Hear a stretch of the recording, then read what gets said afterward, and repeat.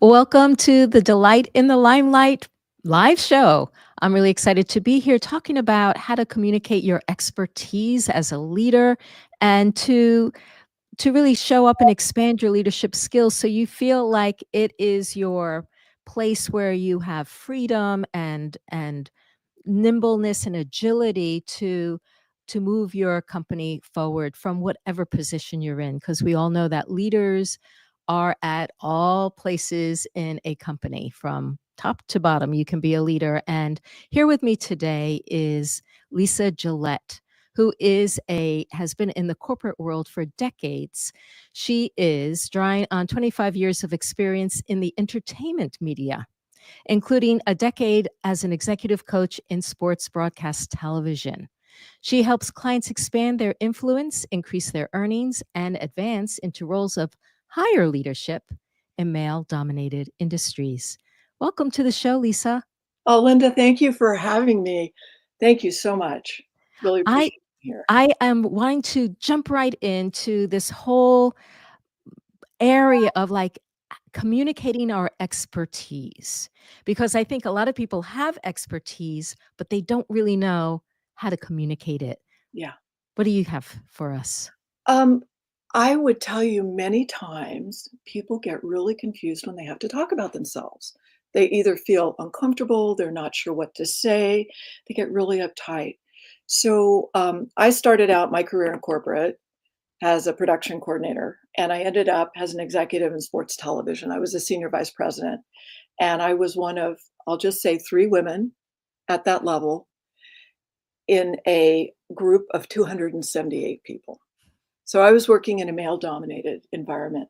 And the one thing I learned was keep it short, sweet, and to the point. So the one thing I want to share with listeners, and if they take nothing else away, consider this. I call it the top 5 profile. Your title, your function, the people you help, the problems you solve, the results you deliver. And it's a really simple thing that you can either expand or contract. You can use it when you meet that, very senior leader in the elevator and you want to mention something to them and they say, "Oh, what's your name and what do you do?" And you can quickly say your name, your title, your function, what you do in your daily job, the impact you're making, the results you deliver. So I just want to repeat this again. It's your title, your function, which is not the same thing. When I was a senior vice president of on air planning and promotions in sports television, my function was actually to create awareness and drive revenue because when viewers came and watched games, the commercial rates were higher. So the people I helped were not only everyone who worked in production and senior management to make sure we generated money. I solved problems by getting the right promotion to the right viewer. And so the results I delivered were higher ratings and greater revenue. So again, it's your title, your function, the people you help, super important. Put a face on it. The problem you solve, talk about their pain point, and the results you deliver. And I think that's such a simple way to kind of say, okay, what do I do and what difference then I'm making? And if you get really kind of self-conscious about it, just go ask some trusted colleagues and think about what do people come and ask you for help with? And that's going to help you define how you make things better, how you generate revenue, how you help the business. I love this. And I'm also thinking how in some larger companies, when there are many teams and there's a place for you to learn, like what are other teams doing? Yes, This is the same kind of a template that someone could use mask. for their team as well as for themselves personally. Yeah, And exactly. then, of course, networking events. So important. So important. Yeah, I have something I want to share about networking events because we talked about insights and strategies. So I am all about practical strategies. And this is true for everybody. When you ask someone their opinion and you just gently say, "I'd like your opinion," or "I see you as an expert," or "Can I run this by you?" Of course, they're going to say yes. And then they think, "Oh, Lisa, she asked me for my opinion. Oh, I kind of like her. She asked me for my opinion." So that is a great way at a networking event to say, "Oh, what's your name? And tell me, how did you get started? What is it you do?" And then you can ask a question about their function. Simply saying, "Can you tell me more about your day-to-day and what you like and what you don't like?" Let them run. They're gonna remember you. That's brilliant. I love the idea of allowing yourself to just take a step more deeply. What do you like about it? Or, as you said before, can you tell me your opinion about this? Mhm. So that you elevate them as as the expert. Yeah. Yeah, exactly. It always works. That's wonderful. That's wonderful.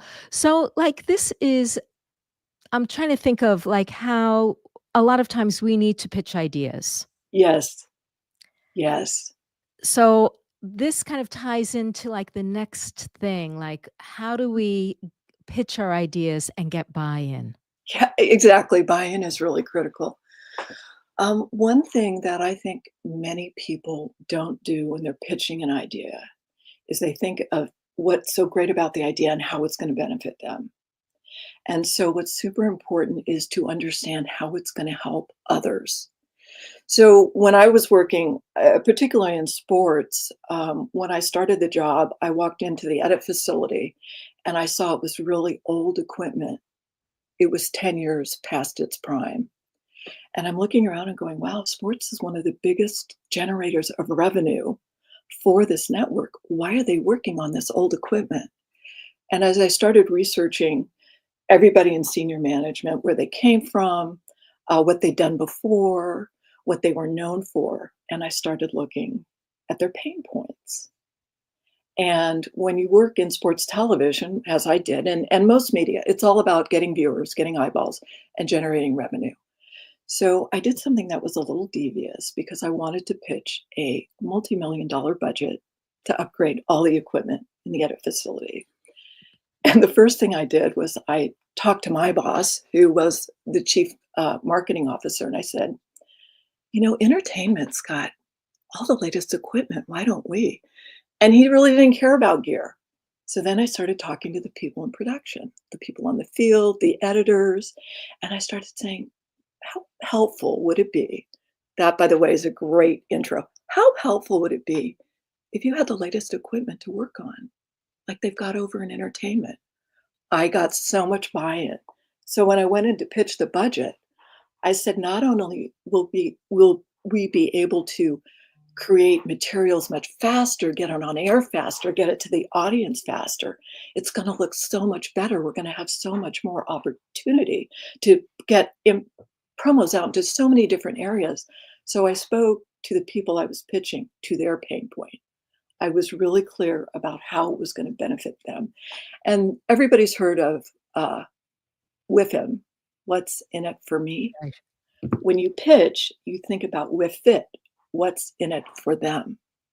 And as you start your pitch and you start to say, this is what we need, and this is how it's going to solve this problem that is keeping senior management up at night.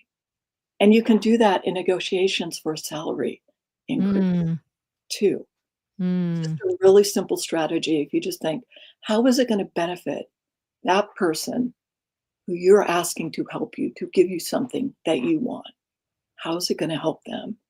And you really do your research and you start talking to other people and you start getting a collective, yeah, we want this. You get buy-in. mhm. Super Well, helpful. so that's brilliant. I love how you in your example that you went around to the different stakeholders to gather the evidence, but then you reframed it to the upper management to what is important to them. Right, right. And I also did something, and I'll just say it is manipulation. I want to call this out. I talked to the head of the sports division, the most senior guy, the chairman. And I went and I said to him, entertainment has got all the coolest gear. Why doesn't sports? Oh, that got his attention. So there was a little bit of competition that and you got to be careful with that. You don't want to overuse that. But I was a little manipulative because I knew Mhm, at the end of the day, if we got this equipment in, it was going to make everybody's lives so much easier and so much mhm. better. And the product was going to look better. Yeah. Yeah. And it's true that we do wanna feel like we've got the latest and the greatest of Always, technology that's going always. in it. I think more people maybe today, people are more cognizant of those things because everything's changing so quickly, and quality is getting so much better, and I think there's the impetus to keep up with what's available. Yeah, the latest and greatest. Why not? I want that. Yes, yes. So you talk about how this also helps with negotiation, and you talk about, like, the know, the what, when, and how to negotiate. Can you say more about what those things are and give us, like, an example? Yeah. I want to take just a step back and say to anybody who's trying to get that next title, that next promotion, sometimes you need to take a job offer. You just need to. And one of the reasons you will need to is because you want to be paying attention and seeing who's getting promoted in your company. And you have to ask yourself, do I fit that model? Mhm. Do I want to fit that model? And, sometimes we stay in jobs, and I've done it. I did it in corporate, where I was getting some benefit, even though I didn't like the product or I didn't like my direct report, but it took me to that next level. So it's really important to see who's getting rewarded, who's getting promoted, and what they're doing to get promoted. And if that does not align with your values, get your resume together, go find another job. However, if it does, I have a guide that is on my website. I just want to give myself a shameless pitch. My website is www.bigsky.coach. And there's a workbook on it called Quick Start to Career Success. And literally, there are 5 ways to get promoted. Number one, you manage your professional presence. You build trust, you create connection, you're reliable. You never overpromise and underdeliver. You always underpromise and overdeliver. And people recognize you. And you're professional to everybody. Even if someone is incredibly rude to you, don't respond in kind. Always be a professional. You can report them if you need to, if it goes around the bend, but always, always be professional. So that's really managing your professional presence. Then you want to manage your boss. You want to let them know you've got their back. And this is coming from someone I had, I think, 12 bosses through a 25-year career. That's a little bit less than 2 a year, but I had one boss for 3 years who I loved, and then 3 in quick successions. But you've got to manage your boss. Even if you don't trust them, you want to make sure they trust you to always do the right thing, always do your job, always be looking out for the team, because that's the fastest way to get promoted. But if you don't have a boss who you don't respect and they know you don't respect them, you do want to manage senior management. And that's where that top 5 profile comes in, where if you meet somebody, you can quickly say what you do and how you're helping out. So besides managing your manager and managing senior management, this is a really, really critical. You've got to manage your mindset. Many times, people who are the highest achievers have imposter syndrome. We've all heard of that, right? That's where you get some promotion, you get some accolade, and you think, oh my God, people are going to find out I don't belong. Well, to anybody listening, if you have imposter syndrome, good news, that means you're a high achiever. Bad news, it means you're really hard on yourself. So lighten up and just acknowledge that you're a high achiever and you are going to be successful. So if you don't manage your mindset, it can stop you from being risk aware. It can stop you from seeing an opportunity to advance or to make a difference, to create a change, to help others and to help yourself.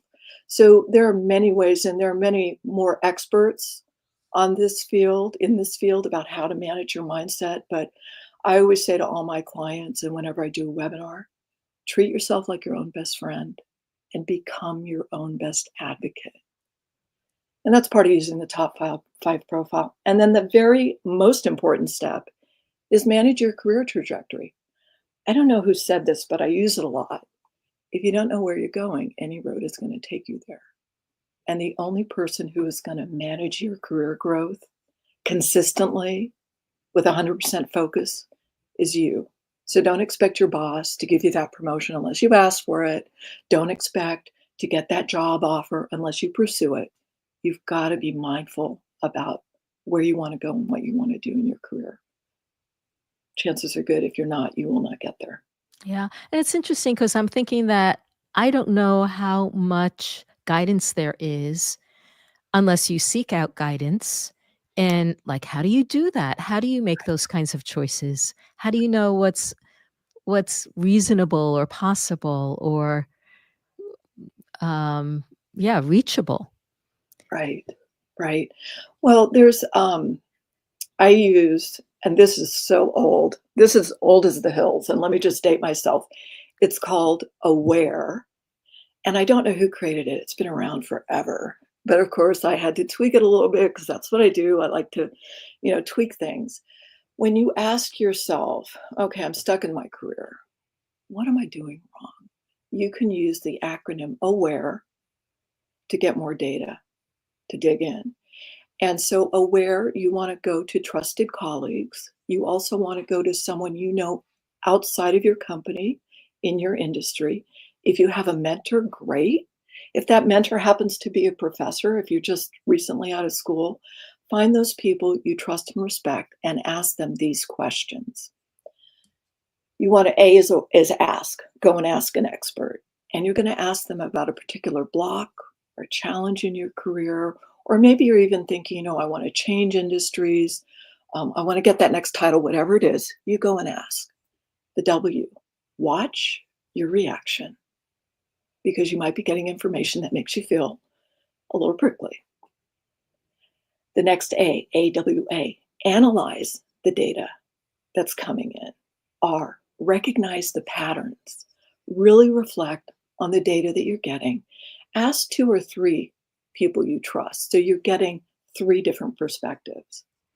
And really reflect on what they're telling you, and then start to recognize the patterns so that you can revise them in a way that lets you enact or evoke a strategy, elicit a strategy. So when you say a pattern, what do you mean by a pattern? So let's say that I always was being hired by people who were screamers. And I always find myself which is not true, but I only worked for a screamer once, and believe me, once was enough. That was enough. That was like the worst boss I ever had I think that's why I coach today. But so let's say that you are constantly working for people who are just horrible bosses. There is so much you can identify when you look back at that initial interview. And I'll give you an example. So I worked for a person who was a screamer. He was he worked in programming, and they're known for being very passionate about making the best deal and getting the best product. And I went into the interview, and he wouldn't maintain eye contact with me. And I thought, wow, that's kind of weird. But it was my first job in management. I really wanted the title. I really knew the job. I'd done the job. I wanted the job. So I kind of ignored that. And then there was a phone call, which he picked up while he was interviewing me. And I was like, okay, so that's telling me that I'm not a priority, even though he did say I was a priority. Hiring was a priority. And he immediately, I hear him go, uh-huh, uh-huh. And then this gale of bad language came out of his mouth. And he took the phone like this and he slammed it down. Okay, that was signpost number 2 that I should have paid attention to. And yet I took the job, and I remember years later, the woman who worked in HR and we crossed ways at a convention, and she said, "Oh, I didn't want him hired in the company. I did not want him hired." And I was like, "Oh, okay. I wish you could have shared that with me when I was going through the interview process." But so you look for patterns. For instance, if you're that person who is always at their desk till 8 o'clock, why is that?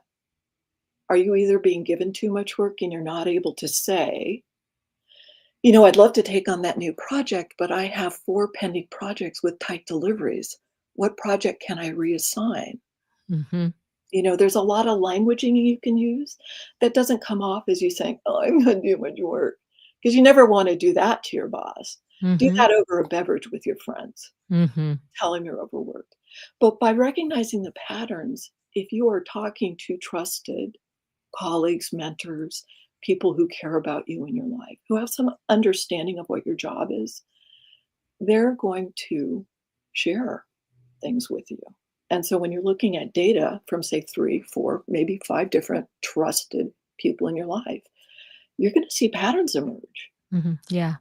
So we have A, which is ask, W, which is what's your reaction, which I really love because I feel like that gives you information. Like, do you pull Yes, away from this? Do you lean yes, into it? yes. And of course, how you interpret it is also different because, like, you might pull away because you are afraid, and that also is an interesting pattern. So A, W, um, A, A, pause, which analyze, analyze, R is, reflect, recognize the patterns, and then recognize. E? Is to elicit a new strategy, evoke a new way of being. The E is really more like act in a new way. So I use the word enact so I could follow aware. But it's really deciding to bring a different, it's a way of envision a new way of being, envision a new strategy, evoke a new strategy, enact a new plan. Yeah, I like envision personally. There you go. Yeah, because it's like, okay, I've done all of this kind of pre-game stuff, and Right. now I can take what I've gotten and decide, "Ooh, what do I want next?" Yeah, and Nice. something that's so important with mindset is, um, many athletes use this. I've learned it has creative visualization, in the '70s.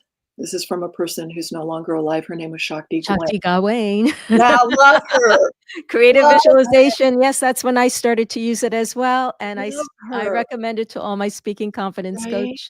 coach clients, yes. Yeah, and so Mental that's really rehearsal. Mhm. seeing yourself, taking that new action that is gonna serve you better.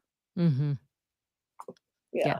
that's beautiful. So, are there other ways aside from using this AWARE acronym to kind of position yourself for, like, that next position, that promotion?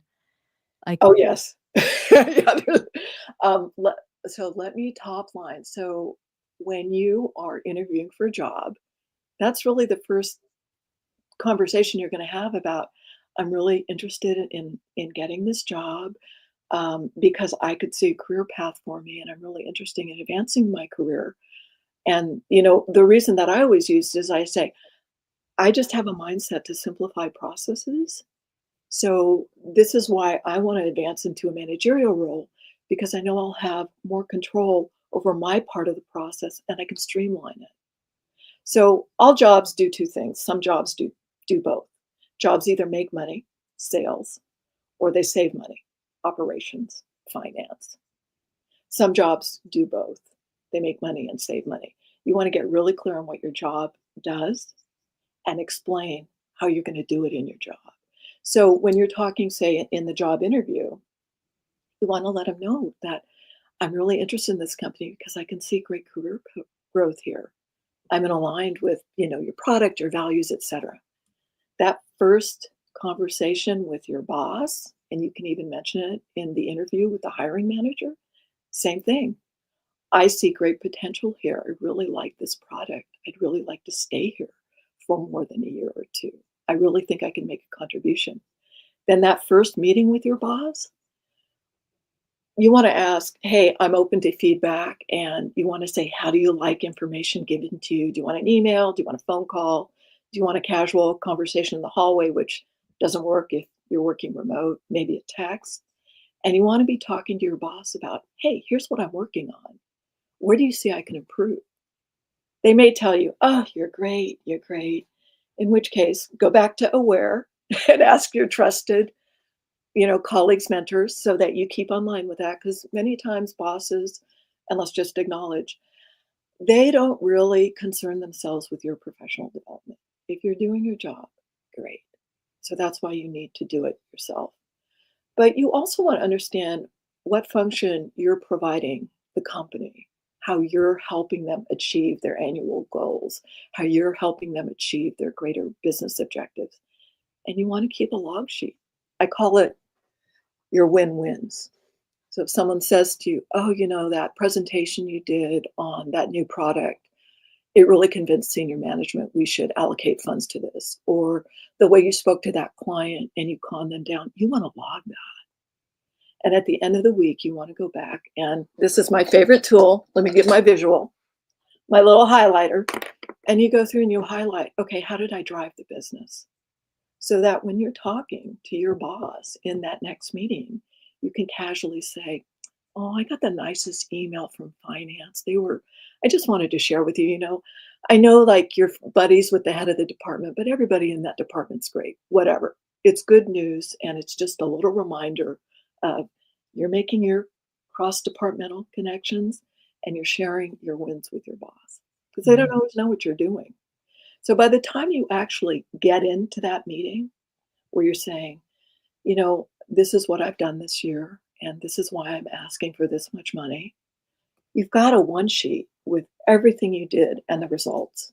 And then you've got your research about what your salary should be for someone with your responsibilities and your title. And you've slapped all the URLs on the bottom of that one sheet so they can go and look at your data. So your Mhm. boss just goes to HR or goes to their boss and says, "Hey, Lisa requested an increase, a new title based on what she's doing. And here's the reasons." And you've made their life so much easier. Yeah. Yeah. I'm even thinking what you're talking about is relevant to, let's say, a business owner, for us to keep track of our wins, Oh, yeah. Yeah, because, there are awards, there are, just giving social proof to exactly. what you're able to provide your clients and customers. And without having that, you're always grasping for straws. But to have a sheet that has all of the things on that you've accomplished and that you've been able to provide for other people, then you can bring that into your marketing. Right, right. Mhm. Again, advocating for yourself, Yeah.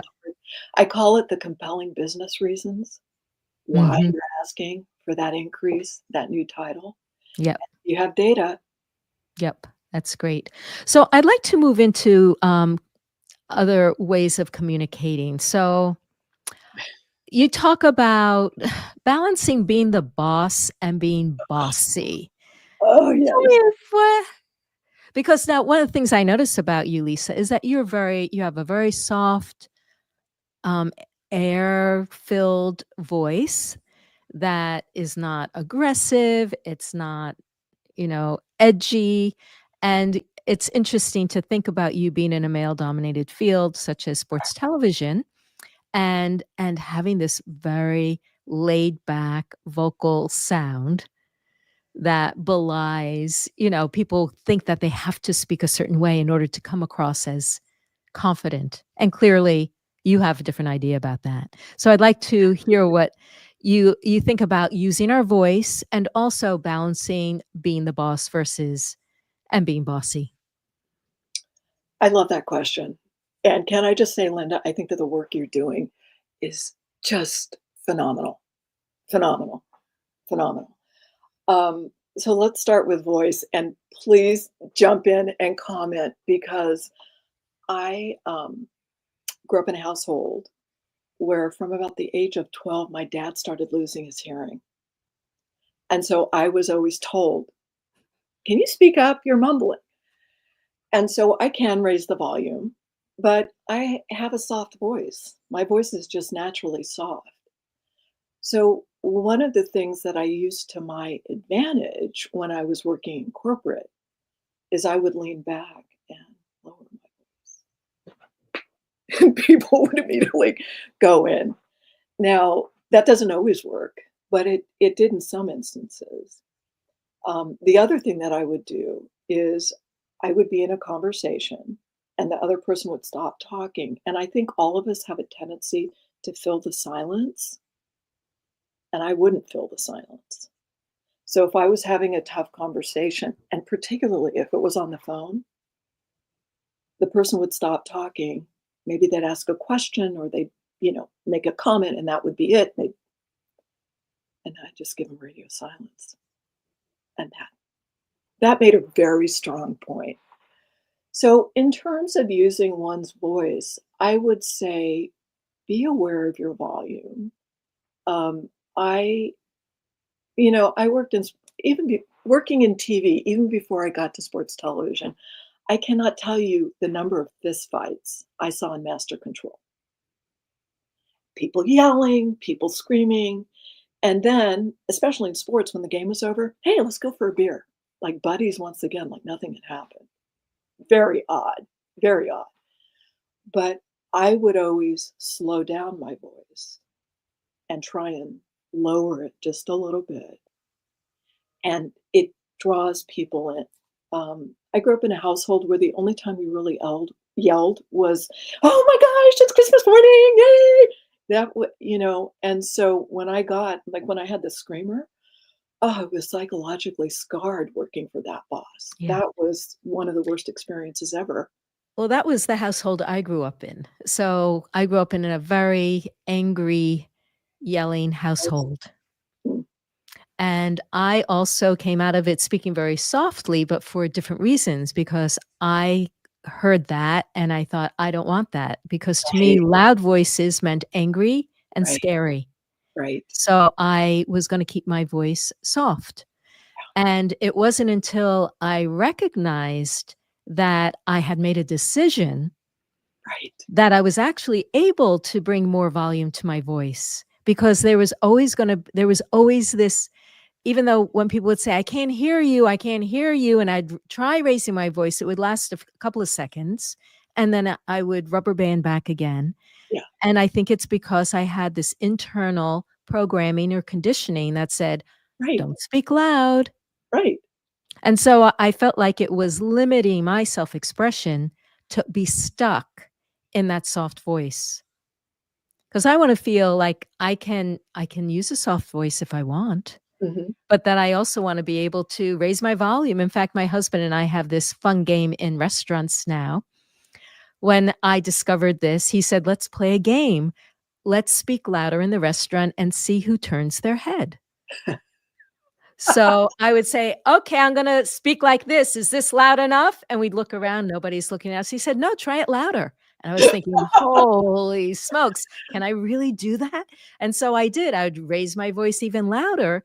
To me, it felt like shouting, "Nobody blinked an eye, nobody turned their head." And I realized, wow, all these years I've been keeping myself within a certain parameter of good, quote unquote, good behavior or proper behavior, Right, not realizing I was actually making it smaller than it needed to be. right, right. And now I've heard the opposite. I had, Trisha Montalvo Tim, who was um, a lawyer who worked in a lot of tech companies, Uh-huh. and she grew up in a Latino family, and they're very, very loud. Mhm. And she felt like she needed to squash that in order to hide her background, because she was afraid of coming across as too loud and too aggressive. Mhm. So she kind of code switched, Yeah, oh, yes. Yeah. which I'm sure a lot of people do for different reasons. Mhm. They come in and they bring their quote unquote professional voice to the workplace, and Right, then when they hang out with family or friends, they go back to this right.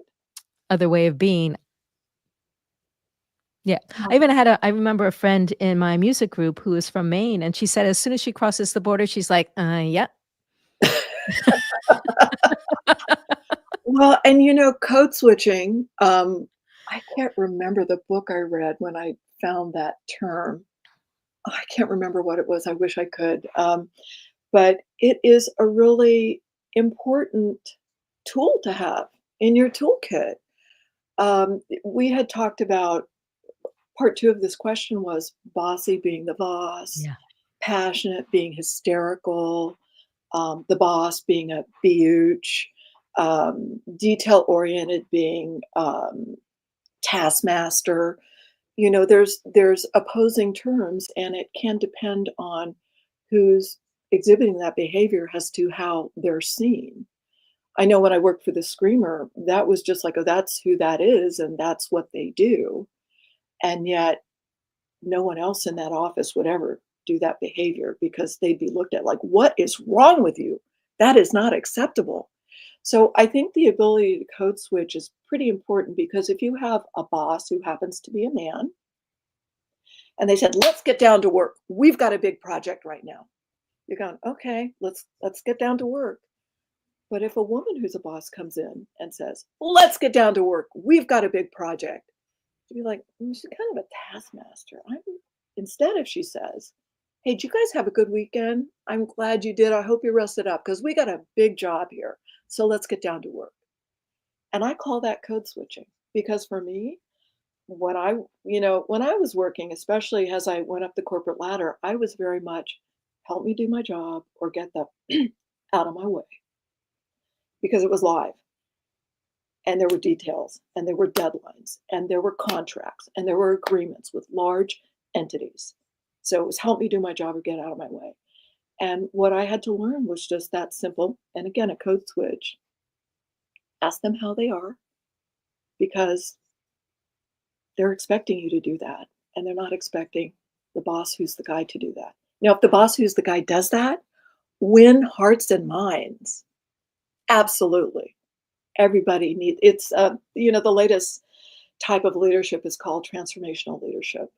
And it's really the leader who's very emotionally intelligent, believes in advocating for their people, educating their people, um, promoting their people, and delegating to their people.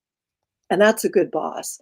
So, I'm not saying that every leader who's a male is got this sort of aggressive, we got to get this done.